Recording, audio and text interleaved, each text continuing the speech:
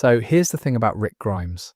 He's one of those characters who you can spend a very long time thinking about, not because he's mysterious exactly, or because the show kept crucial information hidden from you, but because the question at the centre of him is one that doesn't really have a tidy answer. What does it cost a good person to survive a bad world?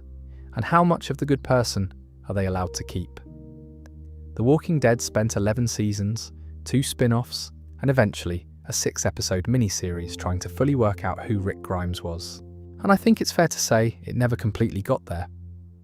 Which is not necessarily a criticism. Some characters are more interesting as ongoing questions than as resolved answers, and Rick, honestly, is one of them. There's a particular type of television character who carries a show's moral weight. They're the person the story keeps returning to, the one whose choices set the tone for everyone else, the one whose failures feel like the show's failures, and whose victories feel earned in a way that other characters don't quite manage. Rick is that character for The Walking Dead, for all 11 of its seasons. Even when he's absent from episodes, even when other storylines are running, he's the gravitational centre of it.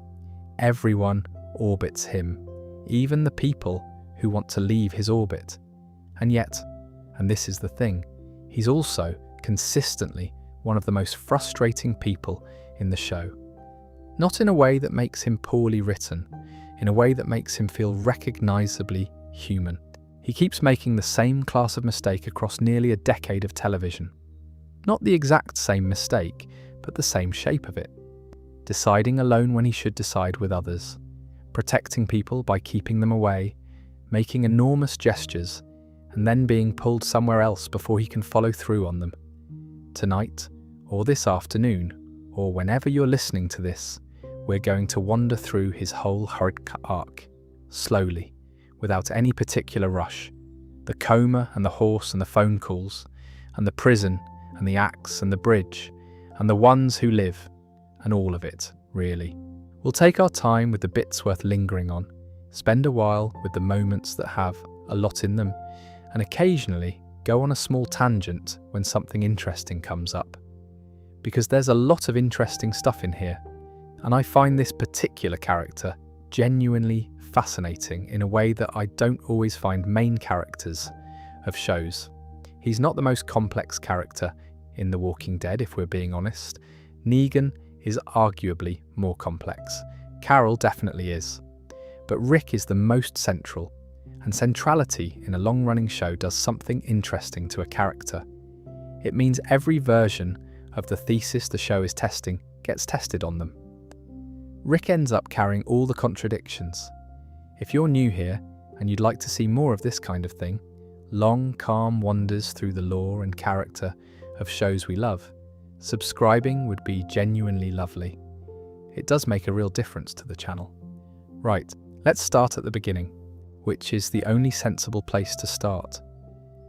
There's a hospital room, and there's a man in it who doesn't know the world has ended yet. Before Rick Grimes was anything else, before he was a leader, or a killer, or a symbol, or a myth, he was a small-town sheriff's deputy in King County, Georgia.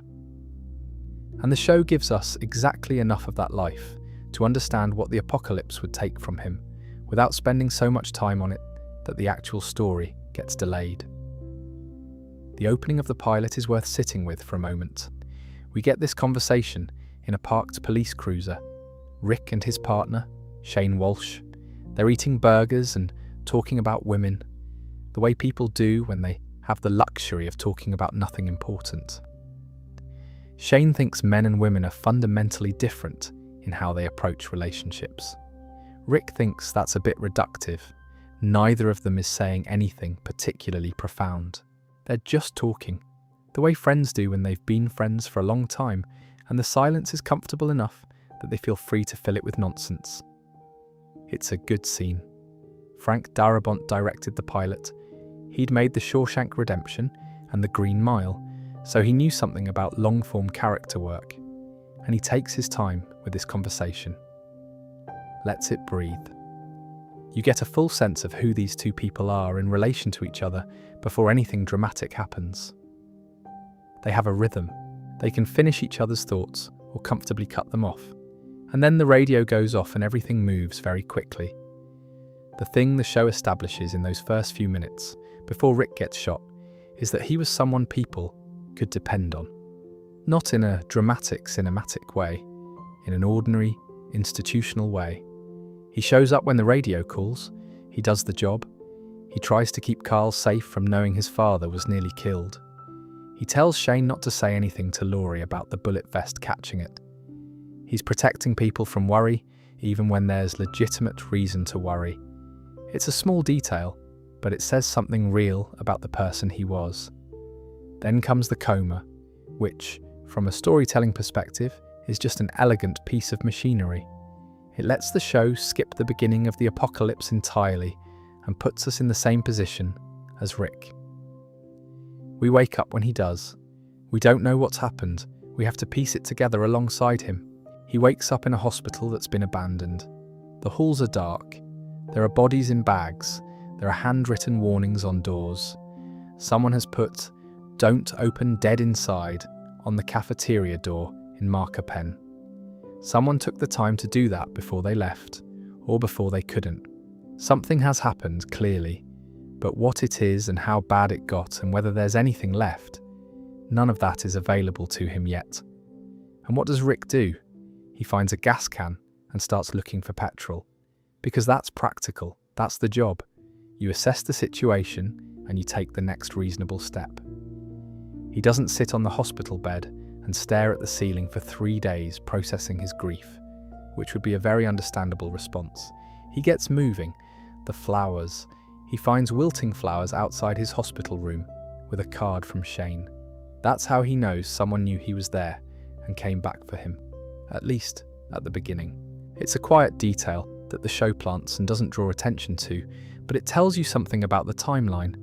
Shane left flowers, which means Shane checked on him, which means Shane didn't simply disappear from his life the moment the world changed. The teddy bear girl.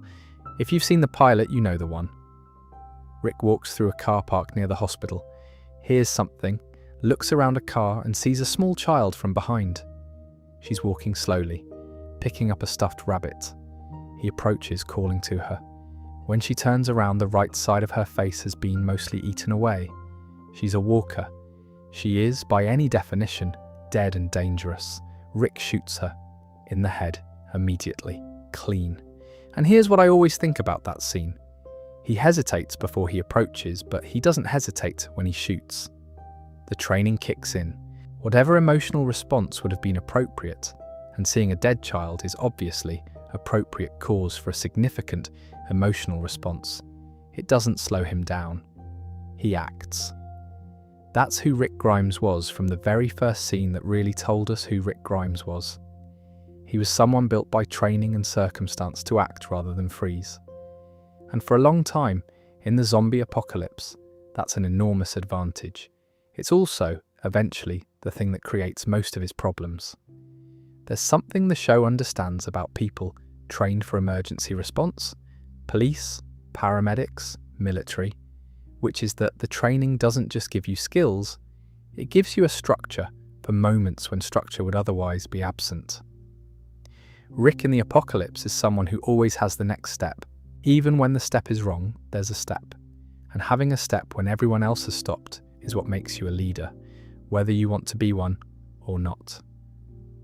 He rides into Atlanta on a horse, which remains one of the most striking images the show ever produced, and the reason he's on the horse is genuinely mundane. He doesn't know about the petrol situation. He found a horse in a stable outside the city and figured it was better than walking. It was a practical decision, but it looked extraordinary. This lone rider on a quiet horse, entering a city that should be full of noise, and the silence being wrong, and the scale of it all slowly revealing itself as he goes deeper in. The streets completely empty, the cars abandoned, the sheer volume of accumulated stuff, shopping carts, luggage, bits of clothing that suggested enormous numbers of people had been here very recently and had then gone somewhere fast. And then the herd comes, and he abandons the horse and hides in a tank. And a voice comes through the radio in the tank. Hey you, dumbass. Yeah, you in the tank. Glenn Rhee.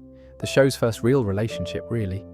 Rick doing something reckless and someone smarter than him saving him from the consequences. This will happen several more times. Before he finds Glenn and the others, though, before any of that, there's Morgan. Morgan Jones and his son Dwayne, living in Rick's old neighbourhood, surviving by boarding up the windows and being very careful and very quiet. It's a genuinely moving first episode in the way that pilots sometimes manage before the machinery of a long-running series sets in and smooths out all the rougher, more human edges. Morgan explains the world to Rick, the rules of it, what walkers are and how they move and what you have to do. He also explains his wife, who turned and whom he can see from the window of the house across the street, and whom he cannot bring himself to shoot. She keeps coming back to the door. She has a kind of muscle memory for the house she lived in. Morgan watches her every night. He's tried to kill her, and he can't. His son Dwayne has a grief so large it's rendered him almost completely silent for stretches. Rick, in return, gives Morgan a walkie-talkie, a car, a map, and a promise. He'll check in every morning on a set frequency, Channel 4. They can stay in contact, maybe meet up at the survivor camp he's heading for. He speaks with complete sincerity. You believe him. He believes himself. He doesn't really follow through on this. The camp moves, things get complicated, and Morgan spends years alone in King County before they meet again. Rick left Morgan a walkie and a promise, and then the world moved on without letting him keep the promise. I've always thought that's a quietly important detail. Not damning exactly. Rick didn't abandon Morgan out of indifference, just out of the chaos that the world keeps generating. But it's an early example of something that runs through his whole arc. The enormous gesture genuinely meant, and then the momentum of events carrying him elsewhere. He means everything he says. He just can't always stay still long enough to follow through on it. Which is, now that I think about it, a very recognizable kind of person, the sort who promises to call and means it completely when they say it, and then the week gets complicated, and 2 weeks later, they're in a different situation entirely, and the call never happened. Rick's version of this involves the end of the world, which is a more dramatic version of the same failure, but structurally it's the same thing. There's also the matter of what King County means as a place across the series, because the show returns to it a few times, and each return is doing something different. Rick goes back in season 3 with Carl and Michonne. It's empty mostly. The places he knew are still there, the house, the streets, but depopulated and overgrown in the way places go when the people leave them suddenly. The show uses it to show Rick that the life he came from is genuinely gone. Not just changed, gone. The geometry of it remains, but the thing it held has been emptied out. Coming back to King County is coming back to evidence of a person Rick used to be. The deputy's car, the station, his street. He can visit these things, but he can't re-enter them. He left them behind when he woke up from the coma and rode away, and they've been standing empty ever since. Patient the way places are patient, waiting for something that isn't coming back. This is, in a small way, the whole shape of the show compressed into a location. The old world is still physically present. The buildings are standing. The roads are there, but the life that gave it meaning has been removed. Rick moving through King County in season 3 is Rick moving through a museum of his former self. He takes what's useful, he leaves the rest. Morgan's story, what happens to him across the seasons, the years alone, the grief, the philosophy he builds to survive it, is one of the show's most complete character arcs. And it all starts here, in this conversation, with Rick handing over a radio and a map and a sincerely meant promise. Morgan's whole trajectory is downstream of this first meeting. Rick's gun is a Colt Python .357 Magnum. He picks it up at his old police station, along with a bag of weapons and supplies, and it stays with him for most of the series. It's a big gun, deliberate, loud, not the sort of thing you reach for casually. It's a weapon that means something every time it fires. The production made a considered choice there. A smaller, lighter handgun would have been more practical and honestly more accurate to what most American cops carry. But the Python photographs beautifully. It has a kind of authority on screen, and it carries a meaning that something more generic wouldn't have. There's old Western energy in it, which isn't accidental. Rick riding into Atlanta on a horse, carrying a cowboy-era revolver. The show knew exactly what it was doing with that imagery. The Python also takes a particular kind of deliberateness to use. It's not a gun you snap off a quick shot with. You're thinking about it. You're committing to it.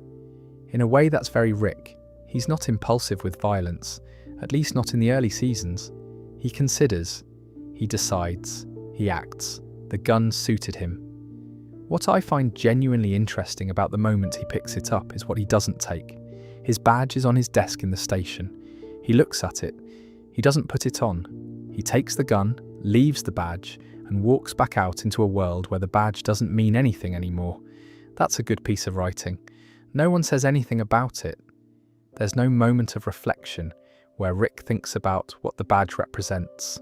He just leaves it, because the gun is what's useful, and the badge is what's not. And in the apocalypse, Rick is fundamentally practical. He takes what he can use. Though, and this is the slightly uncomfortable implication the show doesn't quite foreground, the authority the badge represented is something Rick carries anyway. He just carries it without the official signifier.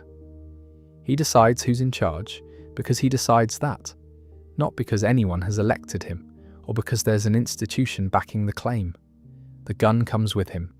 The accountability structure of the badge stays on the desk. This combination, authority without institutional accountability, is sort of the defining feature of Rick's leadership throughout the whole series. The group he falls in with in Atlanta is a chaotic collection. Glenn, T-Dog, Morales, Andrea, Merle Dixon, who is handcuffed to a rooftop pipe because he'd been threatening people and someone had to do something. It's not exactly a committee of the greatest minds. Rick walks into the middle of this situation, having just arrived in Atlanta, having just woken up from a coma, having just ridden a horse into a herd of walkers, and his immediate response is to start solving problems. He has a radio in the tank, which gives them a way to communicate with Daryl's group outside. He has the idea to cover themselves in walker guts to move through herds, a disguise that gets used repeatedly across the series. He's improvising. But he's improvising quickly and with a kind of calm that the people around him clearly find reassuring. The gut disguise, incidentally, works largely because walkers navigate by smell and sound more than by sight, or at least that's the show's internal logic. It's one of those details that becomes part of the world's rules in Season 1 and then gets used whenever the situation calls for it, most memorably in the Season 5 premiere, where Rick is entirely covered in walker matter during the Terminus escape. The rules of the world, established early, pay off later. That's good television construction. There's a moment in those early Atlanta episodes that I think sometimes gets overlooked, partly because the story moves quickly, and partly because Merle Dixon tends to draw attention wherever he is. Rick and Glenn and T-Dog and Morales find a group of older people, mostly grandmothers, being protected in a nursing home by what turns out to be a gang. Young men with baseball bats and guns who have, since the apocalypse began, been guarding their grandparents and their grandparents' friends with remarkable dedication. This is a genuinely lovely detail. The easy assumption about a gang would be that they're dangerous and self-interested. The show gives you that setup and then pays it off differently. They're protecting people who can't protect themselves. The leader, Guillermo, is doing this because Felipe, one of the nursing home workers, went to him and asked for help. And he said yes, and that was that. No more complicated than that. Rick's first instinct toward them is cautious but not hostile. He talks, he asks questions, he finds out what's actually happening, and when it comes time to leave, he gives them some of the weapons they've gathered. Not all of them, but some. Enough to make a difference. He chose trust over security in a situation where he had every reason to choose security. It didn't cost him anything, as it happened. But it was a choice, and it was characteristic. And the timing matters. This happened very early on, before the world had really put serious pressure on Rick's instincts. Before Shane had been definitively wrong in the worst way. Before the farm and the prison and all of it. This is Rick as his baseline. Cautious, practical, but with a default toward giving people the benefit of the doubt. The camp outside Atlanta, Laurie, Carl, Shane. The reunion that's complicated because Laurie and Shane had been surviving together, intimately, while everyone assumed Rick was dead. Rick doesn't know this when he arrives. The audience does because we've seen the flashbacks. He just walks into camp and sees his wife and son, and it's one of the most unambiguous moments of pure relief the show ever has. Andrew Lincoln plays that scene with almost nothing, just this quiet crumpling, this disbelief becoming certainty. He looks at Carl and Laurie, and he just holds them for a long time, and the scene lets that be enough. No speech, no dramatic declaration. Just a man who thought he'd lost everything, finding out he hasn't. The Laurie and Shane situation is something the show handles with more nuance than it sometimes gets credit for, particularly in the early episodes. Laurie isn't simply unfaithful. She's a woman who believed her husband was dead, who was terrified and isolated, and in a world that had collapsed, and who turned to the person closest to her. Shane isn't simply a predator. He genuinely loved her. He genuinely loved Carl. The grief of losing Rick and the relationship that grew from that grief were real things, not performances. When Rick came back, it didn't unreal them. It just made the situation impossible. The camp arc ends with the CDC, Edwin Jenner, alone in the facility, running on backup generators, having watched everyone else choose death over the diminishing returns of scientific work. He almost doesn't let them in. He lets them in. He shows them what the facility shows, the MRI of a test subject's brain being colonized after death, the spread of the infection through neural pathways.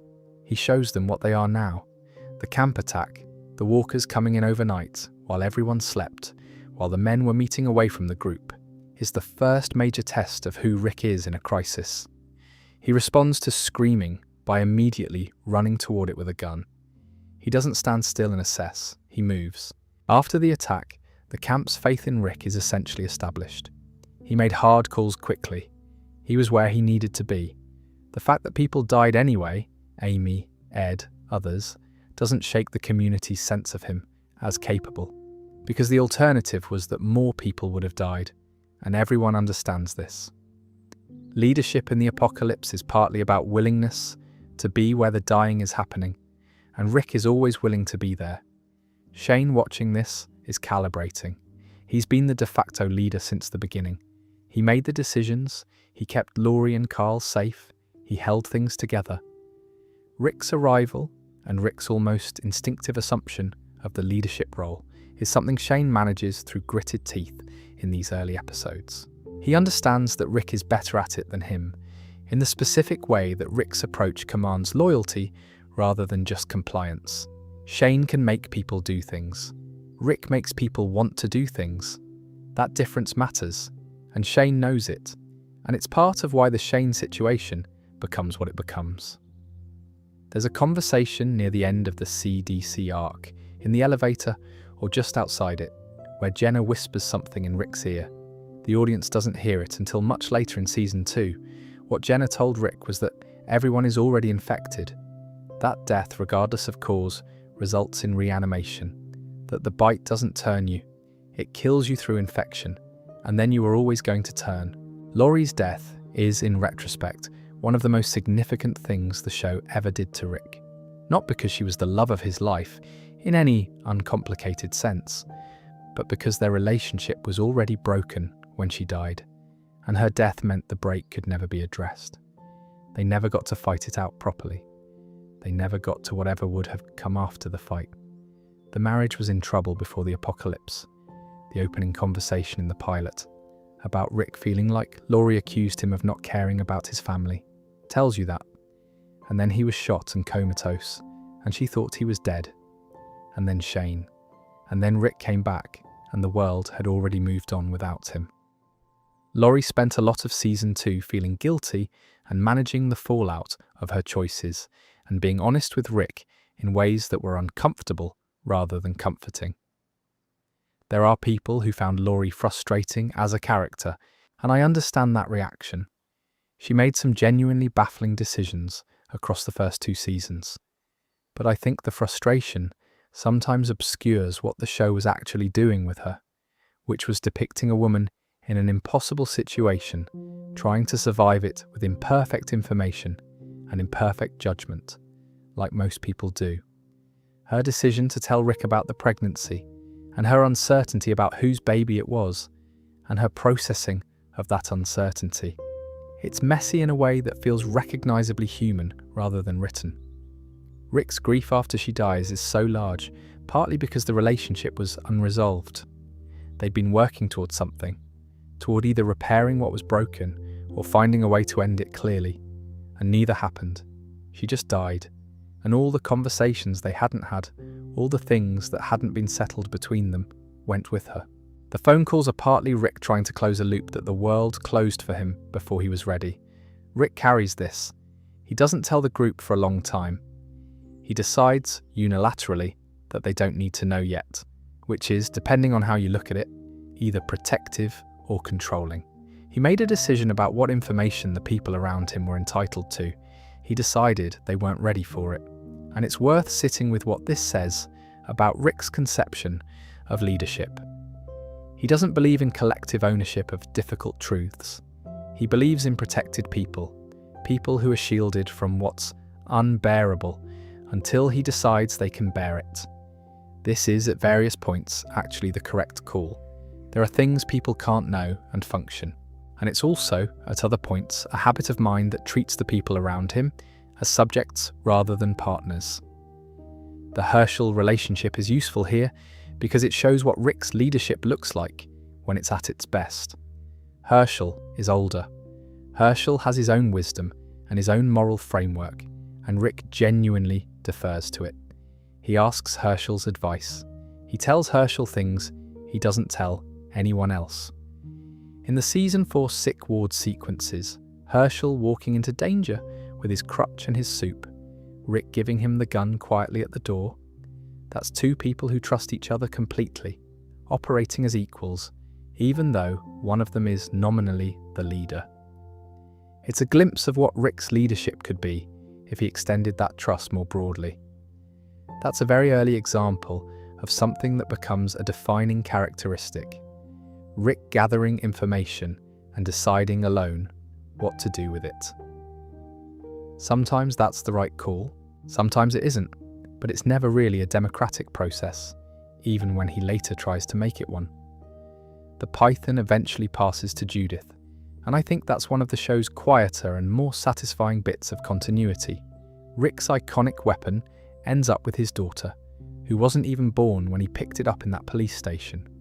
By the time Judith has it, she's grown up in a world Rick helped shape. The gun that was a relic of the old world's law enforcement becomes something different in her hands, part of the new world's inheritance. And when you see her wearing it on the porch in The Ones Who Live, alongside Michonne's katana, it means something. Because you know where it started. Shane Walsh is not a villain the way most villains are. He doesn't want to take over the world, or amass power for its own sake, or do harm because harm is enjoyable. He wants to keep the people he loves alive. He loves Laurie, he loves Carl, he would die for them, and in a certain sense he already has the Shane who existed before the apocalypse, the friendly, reliable partner and best friend. That person is gone. What's left is someone who's been burned clean of everything that wasn't survival. The tragedy of Shane, if you're inclined to be generous, is that he was right about a lot of things. Not right in the way that makes him good. He was genuinely disturbing and genuinely dangerous. But his read on the new world was often more accurate than Rick's. He understood that the old moral framework didn't hold anymore. He understood that softness would get people killed. He said the quiet parts out loud, and everyone hated him for it. And then the world kept proving him correct. The farm arc Season 2, which is basically the Shane arc in its concentrated form, is where the show works through this most thoroughly. Rick wants to believe the farm is a place they can stay. He wants the stability of it. He keeps extending the timeline, finding reasons not to move on. Shane thinks this is delusion. He thinks soft places make soft people, and soft people die. And here's the thing, Shane was right that the barn full of walkers was a problem waiting to happen.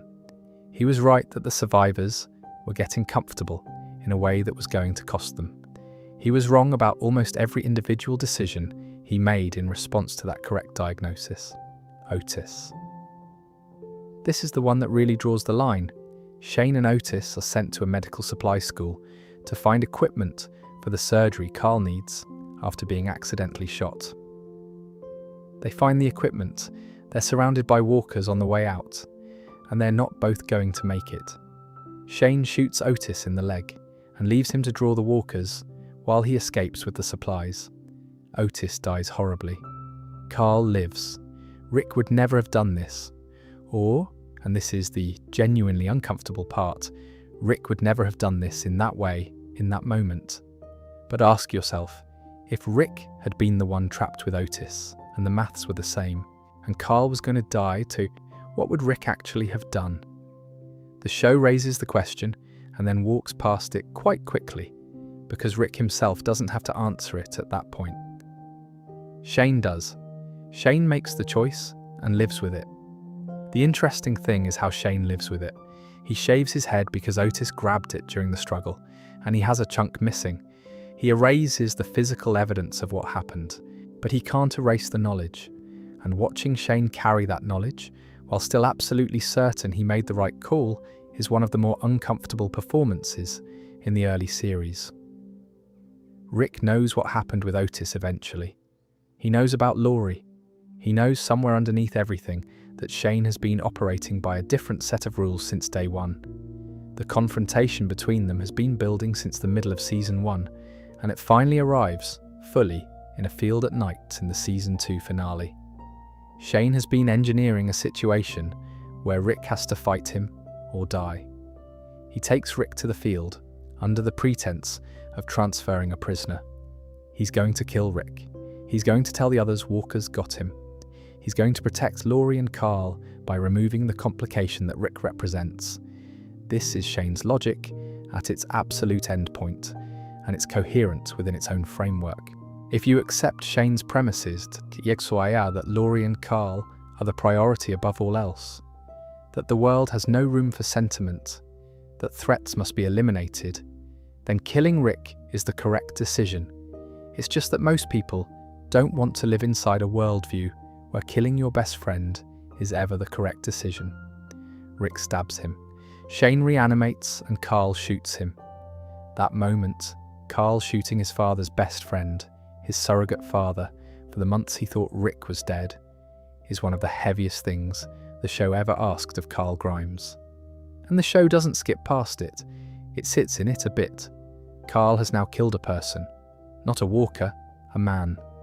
The fact that the man was about to reanimate doesn't change the texture of the experience. And here's what I think the Shane arc actually did to Rick. In the long run, it created a kind of double vision. After Shane, Rick can always see the Shane version of a decision in his peripheral vision. The harder, less sentimental version. The one that doesn't flinch. He doesn't always take it, but he can see it. And as the seasons go on, he takes it more often than he did at the beginning. Shane died before he could see Rick become, in certain moments, exactly the kind of person Shane always thought Rick should be. There's something genuinely melancholy about that. The show keeps bringing Shane back, incidentally. Rick hallucinates him at Woodbury, emerging from a cloud of smoke during a firefight. In season 9, in the dreamlike sequence before the bridge explosion, Shane appears to Rick and asks him why he let Negan live. He tells Rick to find his rage. The ghost of Shane Walsh is the voice of Rick's hardest instincts, externalized. The show understood exactly what Shane was for, even seasons after his death. Shane died before he could see Rick become, in certain moments, exactly the kind of person Shane always thought Rick should be. He never saw Rick bite a man's throat out on a road in the dark, or execute men in a church with a red-handled machete. He never saw Rick kneeling in the dirt in front of Negan. He never saw Rick on the bridge. There's something genuinely melancholy about that. Shane was building toward a prediction, and the prediction came true, and he wasn't there for it. The other thing the Shane arc does, which is easy to miss while you're watching the barn and the fields and the fights, is it positions Daryl Dixon as Rick's emotional replacement for Shane. Daryl is also someone who is harder than Rick, who will do things Rick hesitates to do, who doesn't share Rick's attachment to the old world's rules, but Daryl is loyal in a way Shane never quite managed. There's a moment in Season 5, Conquer, the season finale, where Morgan and Rick see each other for the first time since King County. Morgan has arrived at Alexandria by following a map left by Aaron. He walks through the gate and finds Rick in the middle of a community meeting about whether Rick should be exiled. Rick is holding a gun on the group. It's not his best moment. Morgan looks at Rick, and you can see him doing the calculus that every person who encounters Rick in these later seasons has to do. This is the man I met in King County, who gave me a radio and promised to check in, and who has become something I couldn't entirely have predicted. Morgan processes this in about 2 seconds, and then just stands there present, which is its own kind of answer. He doesn't leave, he stays. The Daryl parallel is close but different. Daryl's loyalty to Rick is largely unconditional in the way that certain deep friendships are, not because he agrees with every decision, but because he's decided that Rick is worth following even through disagreement. Morgan's reappearance is something more cautious than that. He's not quite sure who this version of Rick is. He's going to watch for a while before he decides what he thinks. Daryl doesn't have a competing claim on Rick's family. Daryl's edge doesn't come with a threat attached to it. After Shane dies, the show moves Daryl into that position, the hard man who stands next to Rick and does the things the leader can't, and it works because Norman Reedus and Andrew Lincoln have a genuinely unusual chemistry on screen. They don't perform their friendship. It just seems real. Laurie Grimes dies in the prison's boiler room in Season 3, giving birth to Judith. The birth goes wrong. Maggie has to perform an improvised cesarean without anaesthetic. Laurie knows she won't survive it. She tells Maggie to do what needs to be done, says goodbye to Carl, and dies. Carl shoots her before she can reanimate. Carl, who is 12 years old.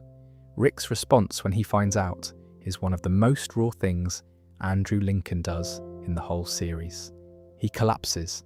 He can't stand. He makes a sound that isn't really describable.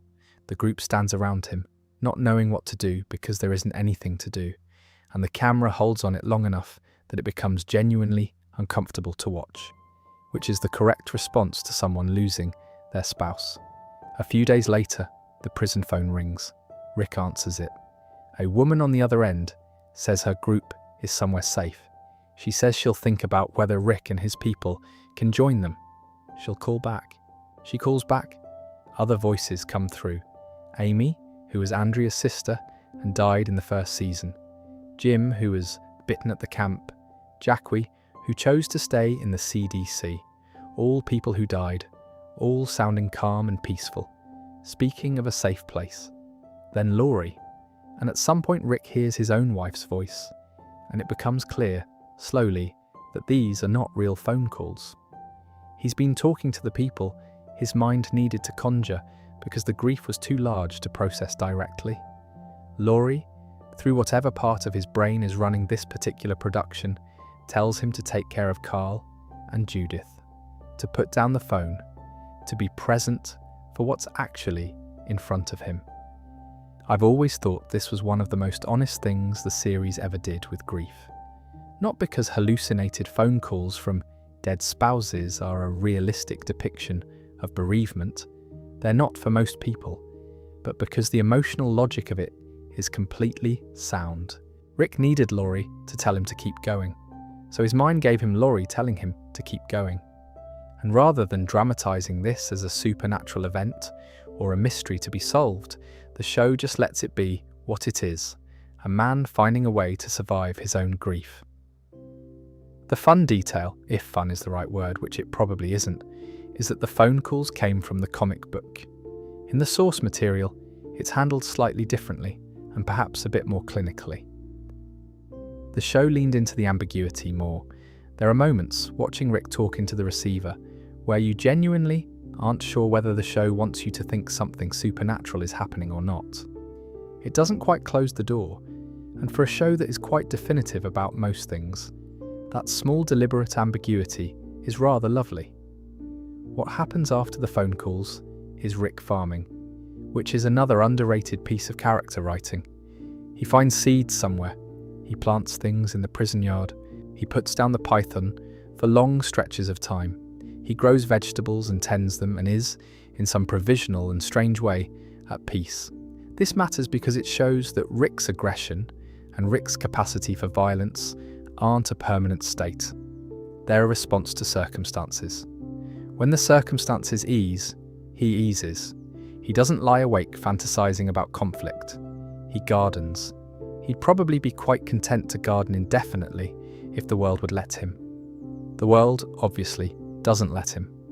But it's worth knowing that the version of Rick who could exist in a peaceful world is a man who grows tomatoes and checks on his children and doesn't make any particular trouble for anyone.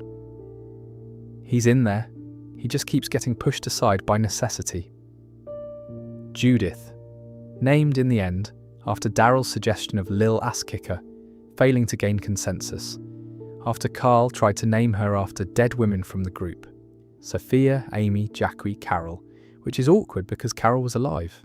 In the end she becomes Judith Grimes, who is quite remarkably one of the few genuinely hopeful things to emerge from Rick's entire arc. The phone calls end, Rick puts the receiver down, he picks Judith up. The grief doesn't end, but it gets somewhere bearable. That's about as much as you can ask of it. There's another dimension to the phone calls section that's worth mentioning, which is what happens when Rick tries to let a new group, Tyrese's group, into the prison while he's still in the middle of this grief. Tyrese and his people arrive having been surviving alone, and they're decent, and they want to contribute. Rick meets them and starts to consider letting them stay, and then he looks up at the catwalk and sees Laurie in a white dress, in sunlight, her face in shadow. He screams at her, he waves his gun, he demands to know what she wants. Tyrese and the others think he's screaming at them and start backing away carefully. Glenn has to hustle them out before something terrible happens. Rick, as a character, is never allowed to be mentally well for more than a few episodes in a row. The show keeps pulling the rug out from under whatever stability he builds, but the Laurie hallucinations feel different from the other pressures because they're not an external threat. They're the show acknowledging that the weight of grief doesn't go away just because the apocalypse requires you to function.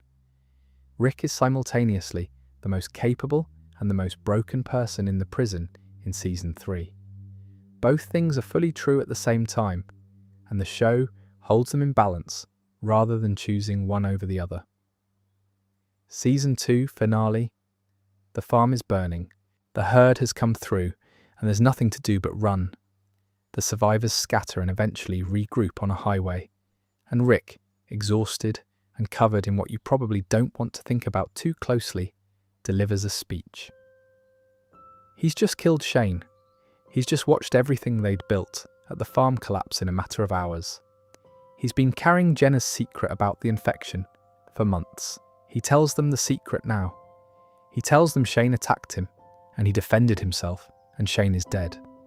And then when people start questioning him and challenging his decisions, when the descent starts rising in the dark on a highway, with walkers somewhere in the trees, Rick says the words, "This is not a democracy anymore." It became shorthand for Rick's leadership style, a kind of meme really, the way certain TV moments become compressed into a phrase that travels further than the context does. Which is a bit unfair to the speech because in context it's more complicated than the meme suggests. Rick isn't declaring himself a tyrant. He's saying, I'm making the hard decisions, I'm taking the weight of them, and if you don't like it, you're free to leave. It's an ultimatum, not a manifesto. But the thing about this is not a democracy anymore is that Rick actually tried very hard to make it a democracy, subsequently. Season 4 is largely the story of Rick genuinely stepping back from unilateral leadership and letting a council form. The council: Herschel, Carol, Daryl, Glenn, and Sasha. They make decisions about supply runs, about discipline, about who goes where and when. Rick is consulted, but he's not in charge. He's a farmer. He grows things in the prison yard with Carl and puts the python away for long stretches of time. This stretch of Season 4, the early episodes before the governor comes back and before the flu hits, is genuinely underrated. The prison as a functioning community, children having classes, people falling into roles they're suited for, something approximating a life being assembled from the wreckage of everything before. Herschel walking into the sick ward, carrying soup. That image. He knows he's risking infection. He goes anyway, because someone has to, and because being a doctor is who he is underneath everything. Rick hands him a gun at the door. Herschel looks at it, takes it, goes in. Rick farming, Rick in the dirt with Carl growing food. There's a scene where Carl points out that his tomatoes are growing better than Rick's, and Rick takes it with a kind of quiet defeat that's very funny. Carl has apparently also inherited some sort of innate agricultural competence that doesn't get mentioned anywhere else in the series. Since we're talking about the council and the Season 4 experiment in genuine distributed leadership, it's worth spending a moment on what the prison actually looks like in that brief window when it was working. Because it was genuinely working, and the show's depiction of it is one of its more hopeful passages. Children were having classes. Beth was keeping a kind of informal diary. People were falling into roles that suited them. Glenn as a supply runner, Herschel as the doctor, Daryl as the most capable person in most practical situations. There was a council that met and made decisions. Rick was farming.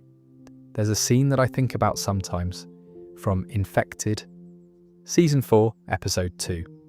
Rick is out in the garden with Carl and some of the other kids, and the pigs he's been raising are sick.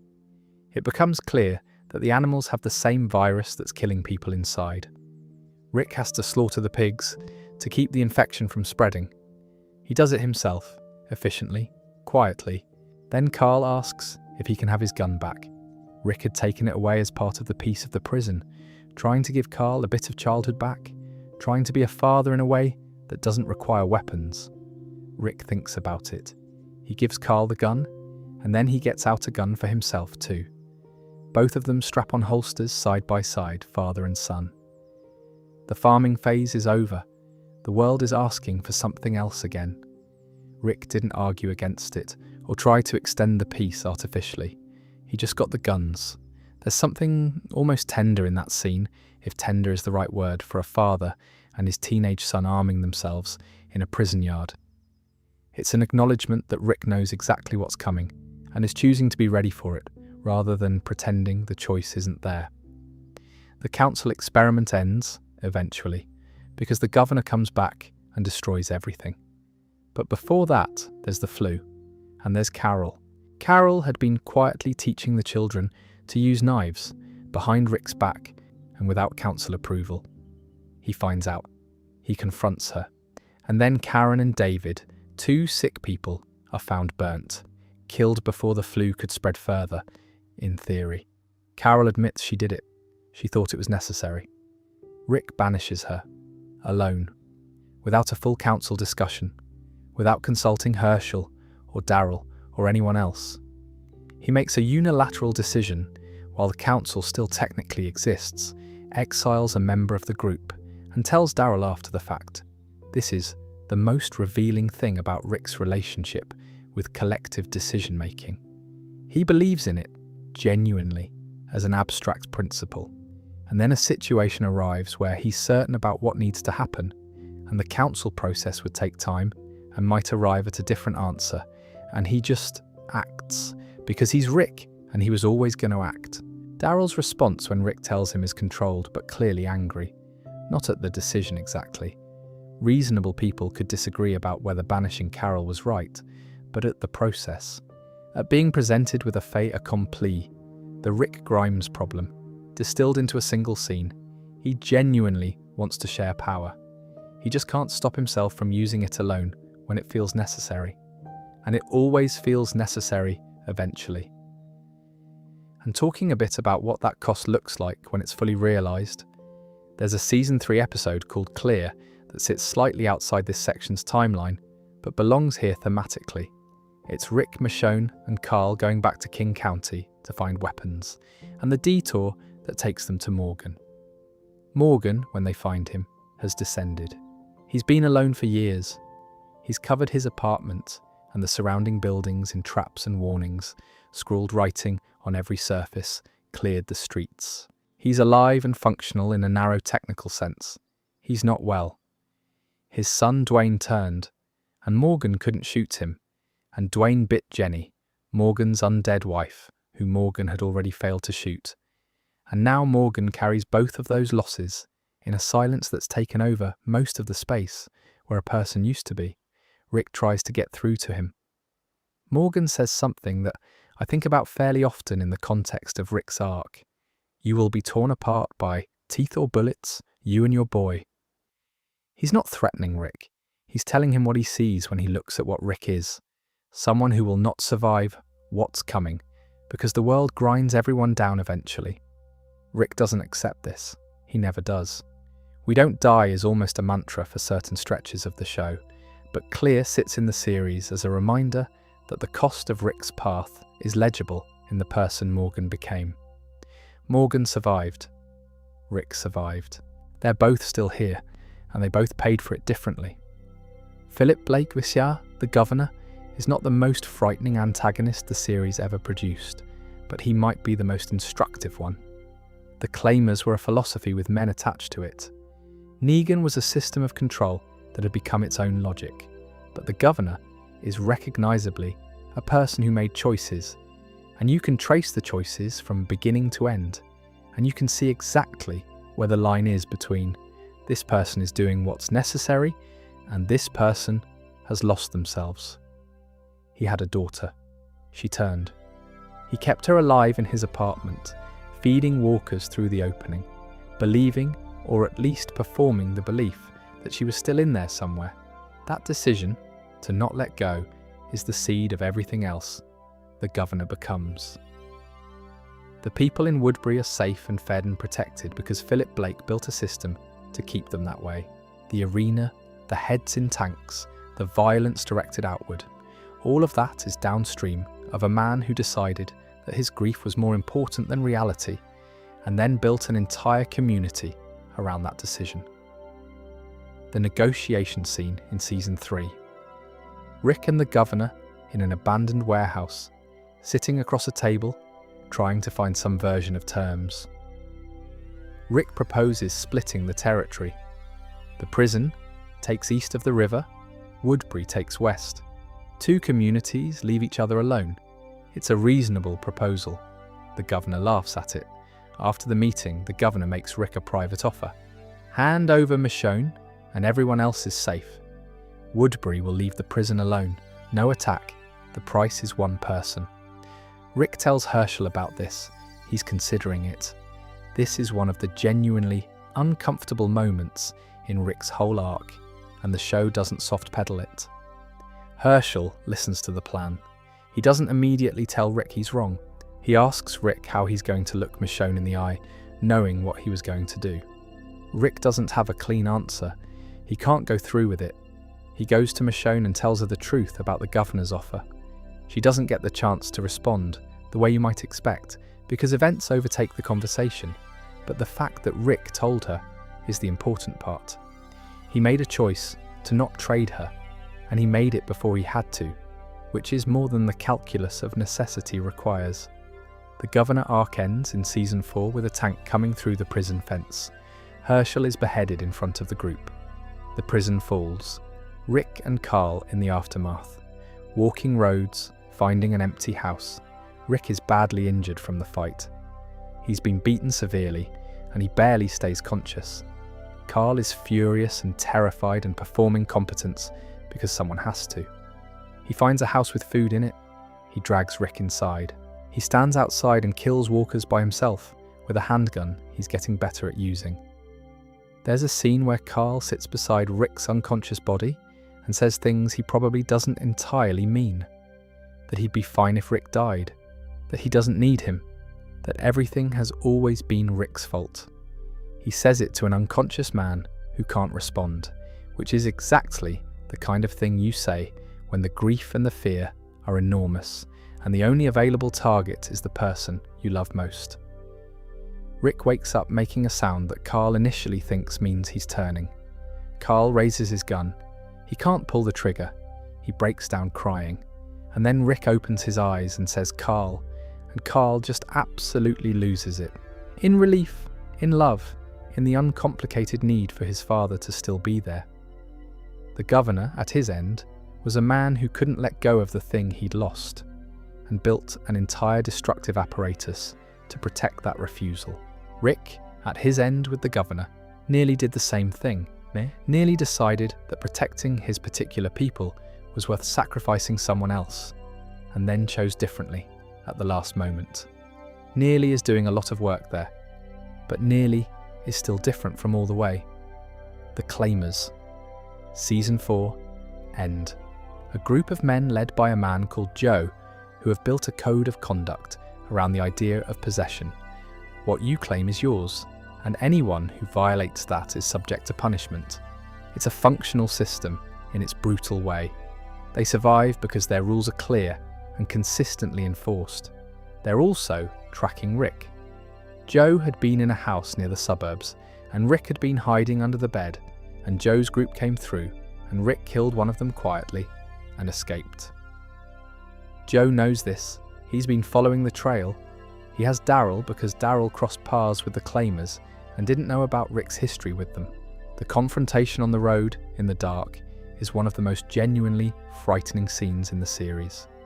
Joe holding Daryl, one of his men holding Carl, Rick in the middle, no weapon, surrounded.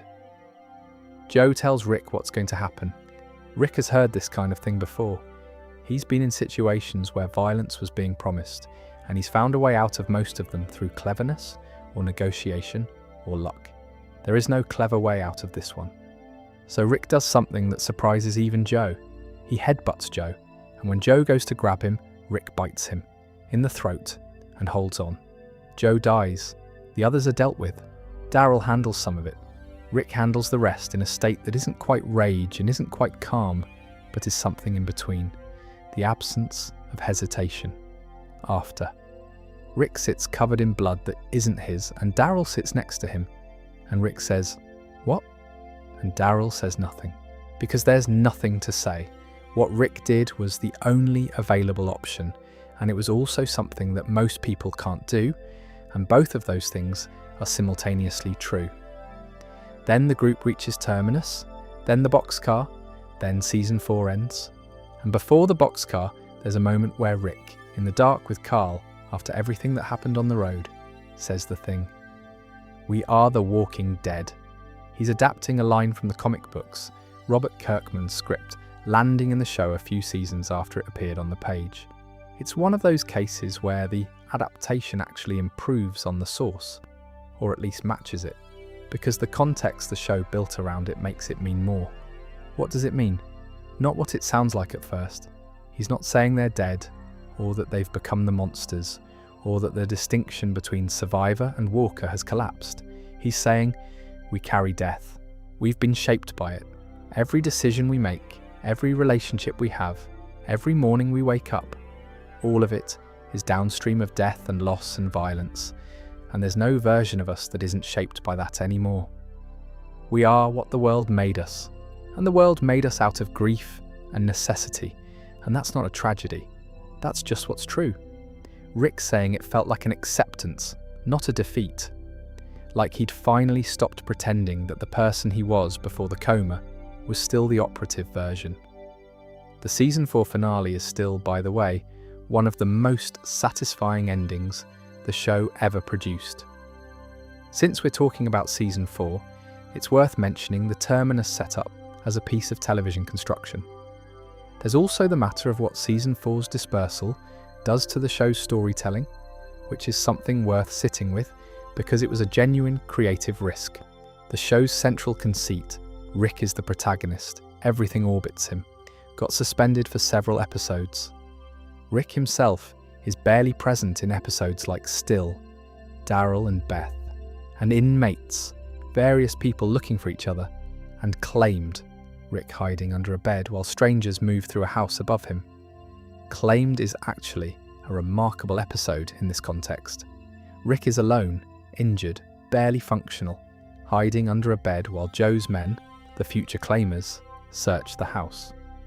He cannot be the person who acts.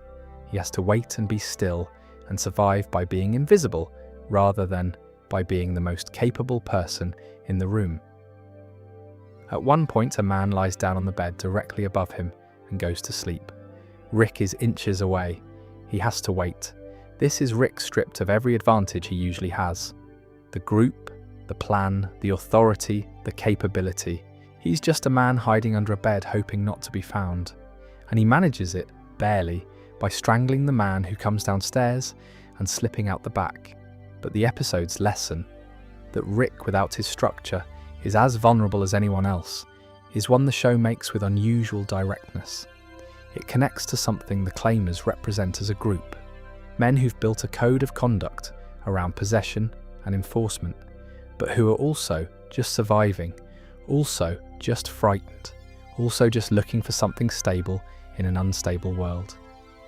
The difference between them and Rick's group is not that Rick's group are good people and they're bad people. It's that Rick's group has been built around something more than just survival. Herschel's moral pressure, Carl asking why, Glenn's fundamental decency, Daryl's loyalty. Rick is not what he is by himself. He's what he is because of who's around him. The whole back half of Season 4 is the group scattered after the prison, following individual threads. Daryl with the claimers, Beth and Daryl in a funeral home, Maggie searching for Glenn, Glenn in the prison wreckage, trying to find Maggie. Each story is low-key and relatively quiet, and character-focused in a way the show didn't always manage. And threading through all of them are these signs: sanctuary for all, community for all. Those who arrive, survive. Painted on railway cars, tacked to trees, written on roads. The signs lead everyone in the same direction. By the end of the season, the group has been funneled toward Terminus from every direction, which is either a coincidence or, and this is obviously what it turns out to be, a trap. The way the group walks in through the front gates, into this clean and organised space with people cooking at big grills, and a woman named Mary offering them a plate of food, and the way Rick's eyes are moving around the whole time, cataloguing, noting, is beautifully done. He's not calm. He's pretending to be calm while he works out what's wrong with this place. And what's wrong, which becomes apparent before the end of the episode, is that the people of Terminus have been eating the people they lure in. They're going to feel really stupid when they find out, said in a shipping container, prisoners of Terminus surrounded. Not a threat exactly, more of a quiet, confident observation. You can hear everything Rick has become in those 10 words. You can hear Shane in there a little bit, and you can hear the sheriff, and you can hear the man who bit someone's throat out 2 episodes ago, and you can hear the farmer who was growing tomatoes before all of this started. It's all in there at once. Season 5, Episode 1. No Sanctuary. Widely considered one of the best single episodes the show ever made, and I think that's fair. It's a masterclass in pacing and practical problem solving and something the show didn't always manage, giving Rick a plan that actually makes sense. Gareth's people at Terminus were cannibals.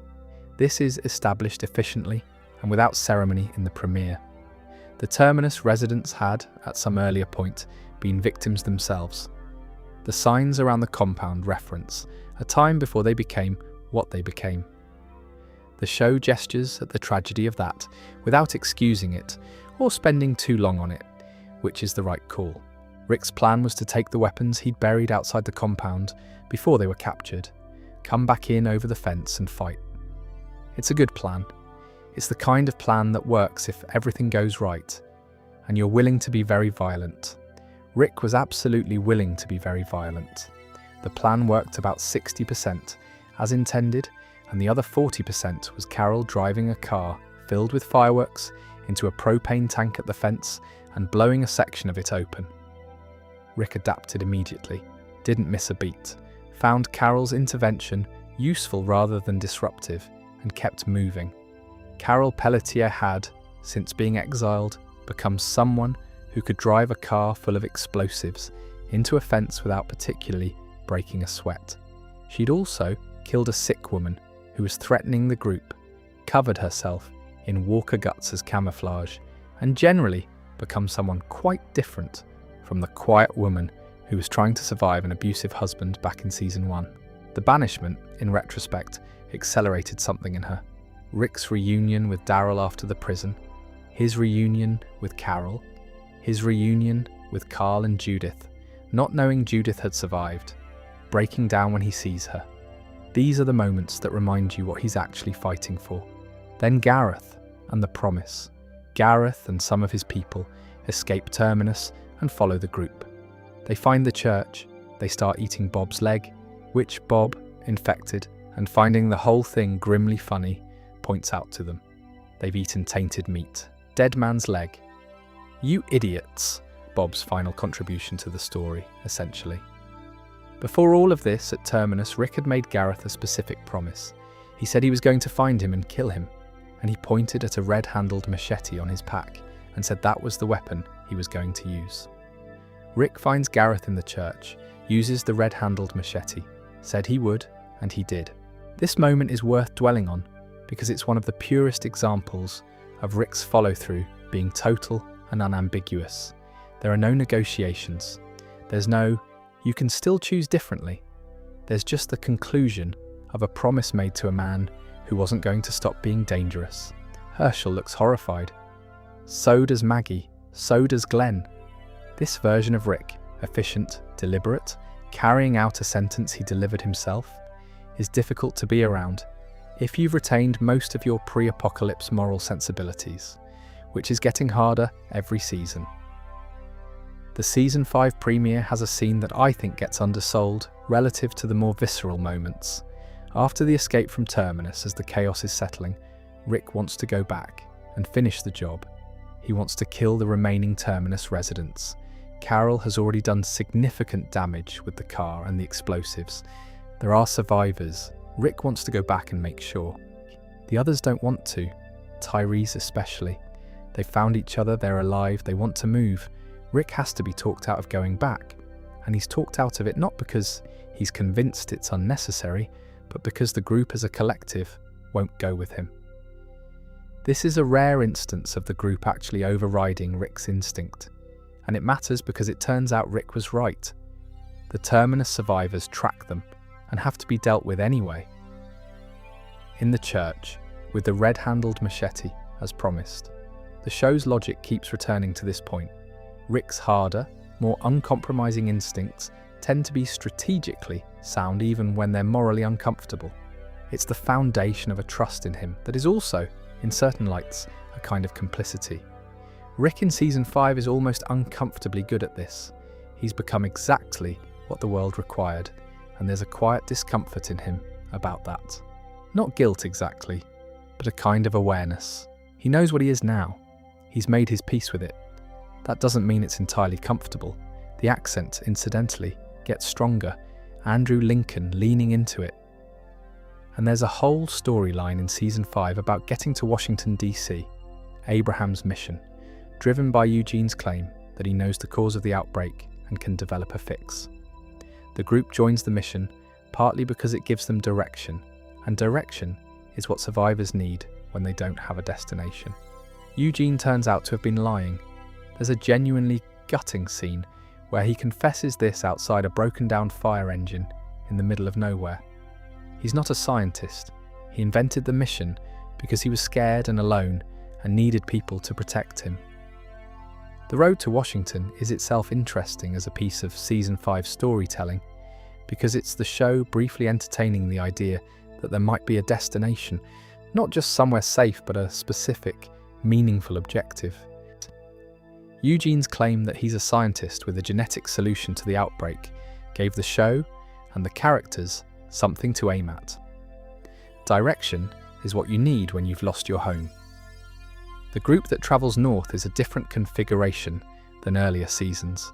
Abraham, Eugene, Rosita joining in force, Tara who survived Woodbury, and the prison by accident and choice, Glenn and Maggie and the others. Rick leads, but the group is larger and more complicated, and has people in it he doesn't have long histories with. He has to earn their trust in a different way than he earned it with Daryl and Carol and Glenn, not through shared history, but through current presence. What the show is doing here, intentionally or not, is showing Rick as a leader who can integrate new people rather than just manage his original core. He's flexible enough. He's credible enough. The DC mission fails when Eugene's lie collapses outside a fire engine in the middle of nowhere, and Rick's response, exhaustion rather than rage, is appropriate to the moment. They've come all this way for nothing, and now they have to figure out what somewhere safe means again, from scratch. Rick's response to this, interestingly, is not immediate fury. He's exhausted. They all are. But the DC arc's collapse is the thing that leads them toward Beth's situation in Atlanta, and then toward Alexandria, events not plans. The show in this period is quite good at depicting a group moving through the world on momentum rather than intention. Beth dying at the hospital, Grady Memorial, the officer who shoots her essentially by accident in a botched exchange, is one of the few times the show allowed Rick to be visibly, silently, unmanageably devastated without wrapping it in something else. He walks out of that hospital carrying nothing. He doesn't say anything, he just goes. Maggie collapses when she sees him coming out. The group stands there in the car park, nothing to say. More Georgia, more rural. Rick shedding the last remnants of the educated professional voice he might have had before, and settling into something rawer. It's a great physical performance detail. Rick's voice is becoming what he's become.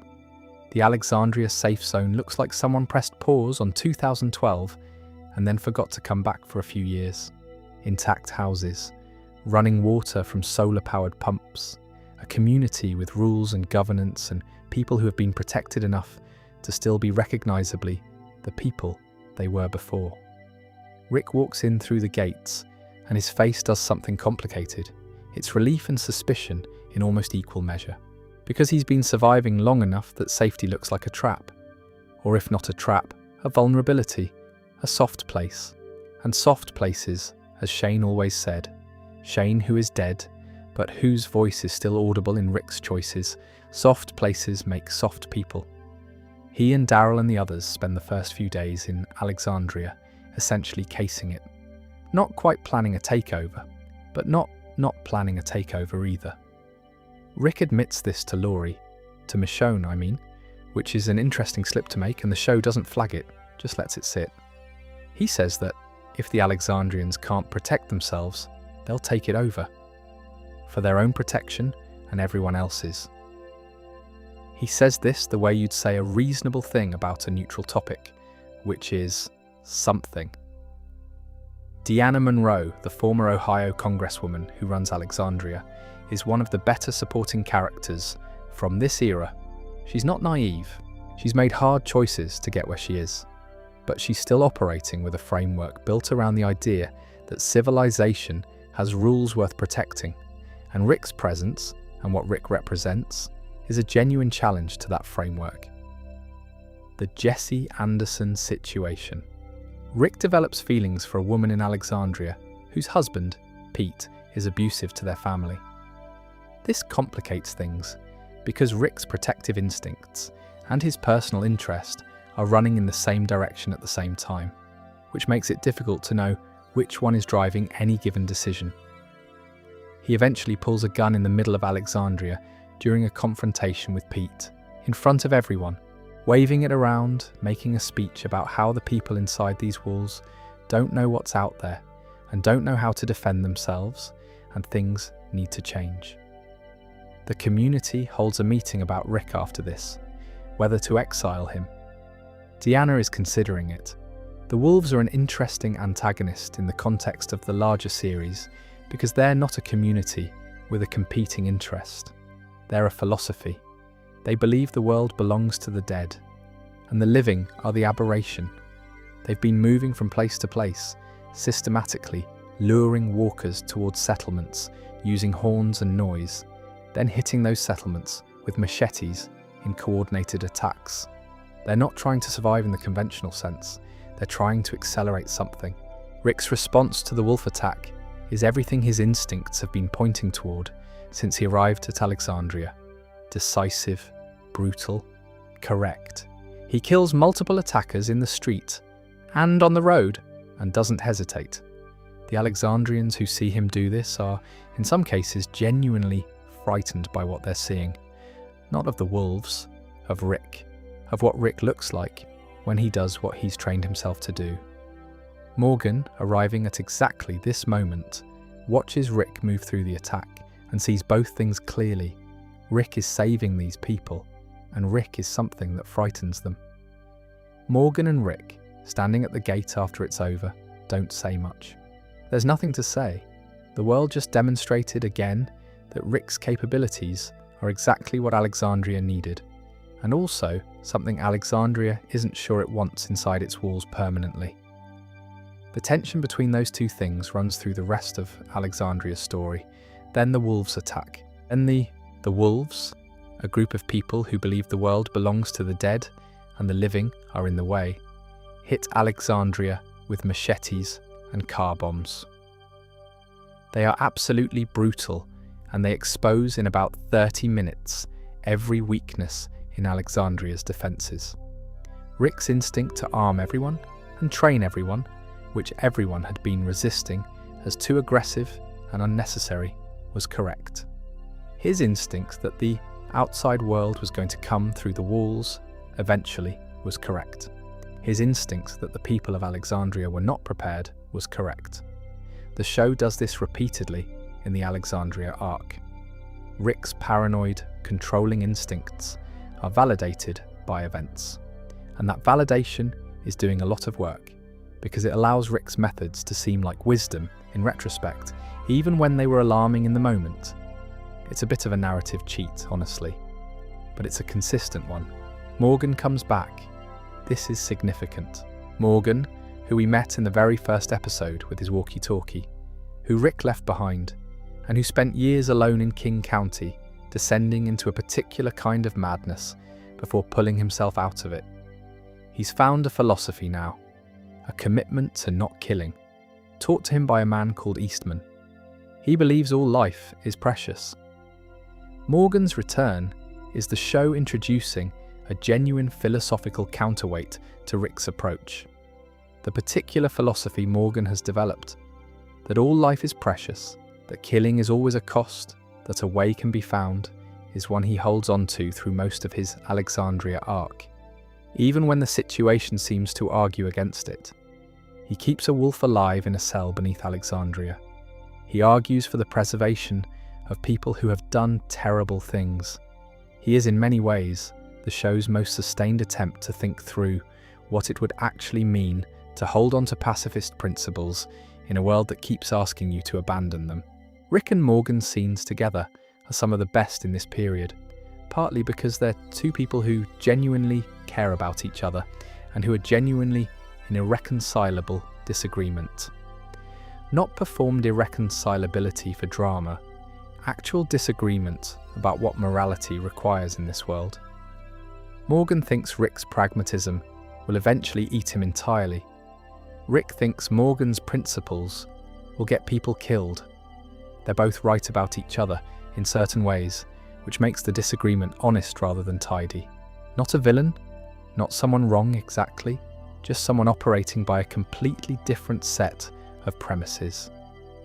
The tension between them runs through the rest of the series, in various forms, and it's never entirely resolved, which is probably correct. Some tensions aren't meant to be resolved. The Season 6 premiere introduces the biggest single walker herd the show had managed up to that point. Tens of thousands of walkers being led away from a quarry near Alexandria in a massive coordinated operation. Rick's plan, Rick's execution. It goes wrong almost immediately because someone fires a gun at the wrong moment. And then it goes much more wrong over the course of several episodes.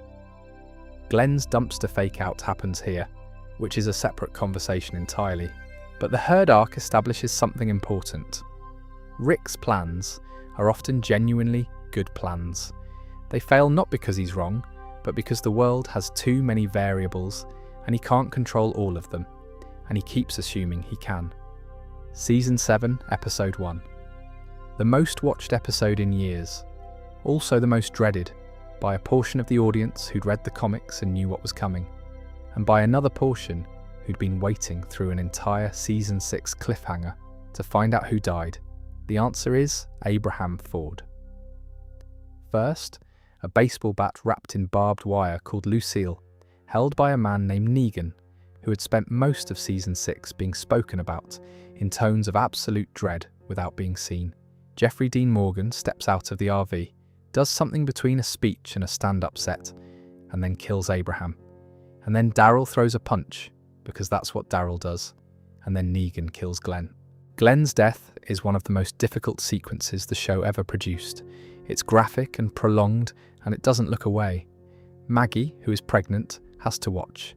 Glenn's last words are for her, "Maggie, I'll find you." He says it with one eye pushed out of its socket from the force of the blows. He means it as a comfort, and it lands as something else entirely. Negan's response to Glenn's death is, characteristically, to crack a joke. Lucille is thirsty. She's a vampire bat. The tonal whiplash is intentional. It's what makes Negan effective as a villain. The humour doesn't undercut the horror, it makes it worse, because it demonstrates that none of this distresses him in the slightest. After the deaths, Negan takes Rick into the RV. He drives him into the fog. He makes Rick go over the side of a bridge to retrieve the axe, Rick's own hatchet, which Negan had taken, while walkers claw at him from below. He watches, he drives them back. The thing Negan is doing is not just humiliating Rick, he's performing surgery on Rick's self-concept. He's removing, one precise cut at a time, the belief Rick holds that he is capable, in control, a protector. The RV sequence is specifically designed to demonstrate that none of those things are true anymore. And it works. When they get back to the group, Rick is not the same person who knelt down at the start of the episode. Negan makes him hold the axe over Carl's arm. Counts down. Rick holds it. He was genuinely going to do it. Negan stops him at the last moment. It was a test. "I just want to see that look on your face," he says. Mission accomplished. He leaves. He tells Rick he'll be back for their first offering in a week. He gets in the truck and drives away, and Rick, kneeling in the dirt, quietly says, "I'm going to kill you." Not in a way that's meant to be heard, not as a threat for Negan's benefit, just as a statement of future intent, made to himself, in a voice that's barely audible. Negan laughs. He heard it. There's a moment in the Season 7 premiere that doesn't always get the attention it deserves, which is when Negan brings Rick into the RV, drives him into the fog, and shoots walkers through the RV roof while Rick is on top of it. It's disorienting by design. Rick in that RV in the fog is completely without reference points. He doesn't know where they are. He doesn't know what's coming. He can't plan because he can't see. This is Negan's method made physical. He removes Rick's ability to orient himself, takes away the one thing Rick has always had, the ability to assess a situation and find the next step, and replaces it with fog and noise and the absolute fact of Negan's control over the environment. The axe over the bridge, the crawl through walkers to retrieve it, all of it serves the same purpose, making Rick feel what it's like to be completely without the capacity for agency. What Rick does with this once the lineup ends and Negan drives away is retreat. He goes back to Alexandria. He goes through the motions. He tells the others to comply, to give the saviors whatever they want, to not fight. Coming from Rick, this is more disturbing than any amount of violence would be. The group doesn't know what to do with a Rick who's telling them to be small and quiet and survive.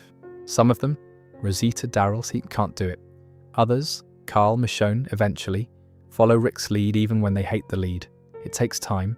Gregory's community, the hilltop, Oceanside, the kingdom, where Ezekiel is doing something remarkable with community building and theatrical optimism that is genuinely moving if you let it be. Rick has to ask for help, which is not something he has historically found easy. Before we get to the kingdom in depth, the sanctuary is worth a paragraph. Negan's compound, the factory, is built around a system of points. Workers earn points.